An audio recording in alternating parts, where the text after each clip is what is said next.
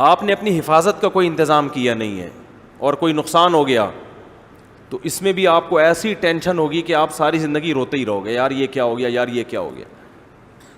اب دیکھو کچھ لوگ نیند آ رہی ہوتی ہے، ڈرائیونگ کر رہے ہوتے ہیں، ذرا سا جھٹکا آئے گئے کام سے، ان کو یہ نہیں، وہ پھر بھی اپنے آپ کو جگا کے لے جاتے ہیں۔ ہمارے ایک دوست کے ساتھ ایسا ہوا، 150 کی اسپیڈ پہ جا رہے تھے، وہ کار چلا رہے تھے، یہ شکر ہے سیٹ بیلٹ باندھی ہوئی تھی، ان کے ساتھ جو دوست تھے وہ بھی سیٹ بیلٹ باندھی ہوئی، اتفاق ہے ورنہ تو کچومڑ نکل گیا تھا ان کا۔ انہوں نے مجھے اپنا واقعہ سنایا کہ ڈرائیونگ کے دوران ایک جھٹکا آیا مجھے 150 کی اسپیڈ پہ، کہتے ہیں میں نے کہا کہ بس اب دوسرا جھٹکا آنے سے پہلے میں گاڑی روک لوں گا آگے پیٹرول پمپ پہ۔ لیکن انسان کو کامن سینس استعمال کرنی چاہیے کہ جیسے پہلا جھٹکا بغیر اطلاع کے آیا ہے تو دوسرا بھی بتا کے، بولتے کیوں نہیں؟ تو نیند کا تو پہلا جھٹکا جب آئے تو آپ گاڑی سائڈ پہ لگا دو، بس سو جاؤ، کچھ بھی کرو آگے نہیں لے کے جاؤ۔ انہوں نے نہیں کیا، یہ 40 لاکھ کی 0 میٹر گاڑی خریدی تھی انہوں نے، اور وہ بھی 6-7 سال پرانا واقعہ، تو اس وقت 40 لاکھ آج کے 60-70 کے برابر تو ہوں گے۔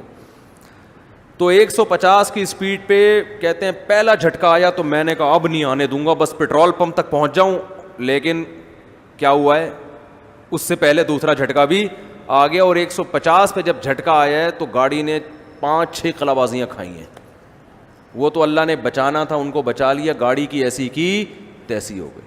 بات آ رہی ہے سمجھ میں کہ نہیں؟ یہ ہمارے یہاں حماقتیں صبح و شام لوگ کرتے ہیں، حماقتیں کرتے ہیں، اور یہ دینداروں میں زیادہ ہے، کیونکہ ان کا اللہ پہ توکل بہت ہوتا ہے نا، کہ بچانے والا کون ہے؟ اللہ بچائے گا نا، ان کا اللہ پہ توکل ہے۔ ایک صاحب کہنے لگے اللہ بچائے گا، میں نے کہا نہیں بچایا تو کیا کر لے گا پھر؟ تجھے کس نے کہا کہ اللہ بچائے گا؟ توکل کو غلط استعمال کرتے ہیں۔ تو گوروں نے راکٹ بھیجا تھا نا، وہ تباہ ہو گیا، تو دوبارہ وہ نہیں بھیجا انہوں نے، کہ جب تک اس کی وجہ نہ سامنے آئے کہ یہ تباہ کیوں ہوا۔ وہ ایک غلطی دوبارہ نہیں دہراتے، اور ہم ایک غلطی، بھئی ایک جھٹکا آپ کو آ گیا، قدرت نے موقع دے دیا آپ کو کہ بھئی سنبھل جا، آپ کو گاڑی سائڈ پہ لگانی چاہیے۔ اول تو یہ پہلا جھٹکا بھی غلط آیا ہے، ایسی کنڈیشن میں ڈرائیو کر کیوں رہے ہو؟ میرے ساتھ ایک دفعہ ایسے ہوا، موٹر وے پہ میں جا رہا ہوں اکیلا، پتہ نہیں ملتان سے آگے اسلام آباد جا رہا تھا، تو مجھے احساس ہوا کہ نیند آنا شروع ہو رہی ہے۔ اب موٹر وے پہ آپ کو، یہ میں تھوڑے سے تجربے شیئر کر رہا ہوتا ہوں تاکہ آپ کو بھی فائدہ ہو جائے نا۔ تو موٹر وے پر جب آپ کو نیند آئے تو وہاں سائڈ پہ گاڑی لگا کے آسان نہیں ہے نا، وہ تو کوئی ہوٹل ہی پہ روکنا پڑتا ہے آپ کو۔ تو مجھے جھٹکا نہیں آیا، لیکن مجھے اندازہ ہو گیا کہ بیٹا جھٹکا کسی بھی ٹائم پہ آپ کو آ سکتا ہے، اور آپ کا یہ شادیوں والا سارا فلسفہ جو ہے نا 2 منٹ کے اندر کیا ہو جائے گا؟ برباد۔ لوگ بولیں گے 3 کو بیوہ کر کے نکل گیا۔ تو میں نے پھر کیا کیا، میں کافی کبھی بھی نہیں پیتا، چائے سے جان چھڑانا مشکل ہو رہا ہے، لوگ کافیوں کے مشورے دے رہے ہوتے ہیں، کافی تو بہت خطرناک چیز ہے چائے سے بھی زیادہ۔ لیکن میں نے کیا کیا، میں نے کہا بھائی 3-4 کلومیٹر رہ گیا، وہ لکھا ہوا آ رہا تھا قیام و طعام، تو 3-4 کلومیٹر تک رسک لینا بہت مشکل ہے، نیند آ رہی، جھٹکا نہیں آیا تھا ابھی۔ تو میں نے کیا کیا، زور زور سے نا میں نظمیں پڑھنا اپنی آواز میں شروع کر دی میں نے۔ مجھے اگر کوئی اس وقت دیکھتا تو بولتا ہی مفتی صاحب پاگل ہو گئے ہیں، یہی ہوتا ہے 3 کرنے کے بعد انسان کا حال، وہ یہ بولتے۔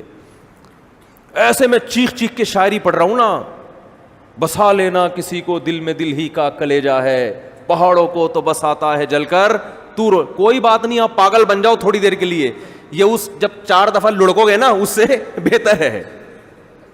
ویسے تو گاڑی کے شیشے بند تھے، لیکن اگر کوئی بیٹھا ہوا ہوتا دیکھ لیتا تو بولتا ہے یہ کیا ہو گئے مفتی صاحب، پاگل ہو گئے ہیں۔ ایسے چیخ رہا ہوں میں، ہاں وہ زور زور سے، تو میں اتنا زور زور سے چیختا رہا ہوں، اور بالآخر میں قیام و طعام تک الحمدللہ چیخ چیخ کے پہنچا ہوں۔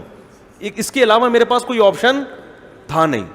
وہاں جا کے میں نے بے انتہا کڑک سی کافی پی ہے، اس لیے کہ اب تو بڑی مصیبت سے بچنے کے لیے چھوٹی مصیبت نا، کافی بھی نقصان دہ مگر اتنی تو نہیں کہ گاڑی کلابازیاں کھا جائے آپ کی، ٹھیک ہے نا۔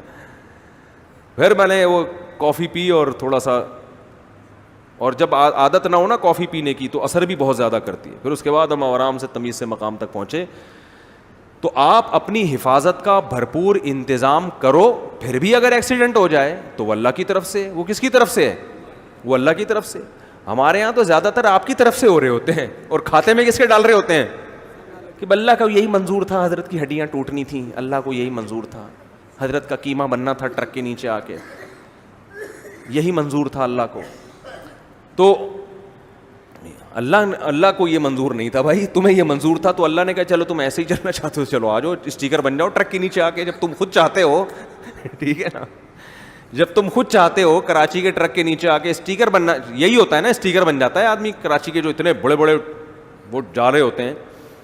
تو ڈرائیونگ میں احتیاط نہیں ہے, اور اللہ بھلا کر پھر بھی ہو جاتے ہیں ایکسیڈنٹ, وہ اللہ کی طرف سے. نہ صحت کے معاملے میں احتیاط ہے, نہ جناب نبی صلی اللہ علیہ وسلم تو فرما رہے ہیں کہ رات کو چراغ کو گل کر کے سو, بند کر کے سو, کیونکہ چوہا بعض دفعہ وہ چراغ گرا دیتا ہے, گرائے گا تو آگ لگ جائے گی کہیں, حالانکہ چوہا آنے کا امکان کتنا کم ہے, پھر اس کا چراغ کے پاس سے گزرنے کا, پھر اگر گرا بھی دے تو گر کے بجھ جائے گا. چادر تو چراغ سے دور ہوتی ہے, لیکن نہیں بھائی, وہ کھسکا کے بھی لے جا سکتا ہے اس طرف کو, کچھ بھی کر سکتا ہے.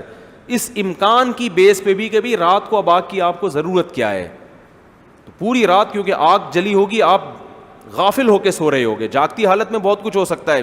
تو اتنی احتیاطیں قرآن کیا کہہ رہا ہے, خذو حذرکم, اپنے بچاؤ کو لازم پکڑو, اپنے بچاؤ کی تدبیریں کرو.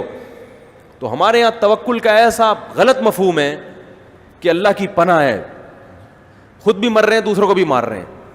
شوگر کا مریض 3 6 لڈو کھا رہا ہے کہ موت زندگی کس کے ہاتھ میں ہے؟ اللہ کے ہاتھ.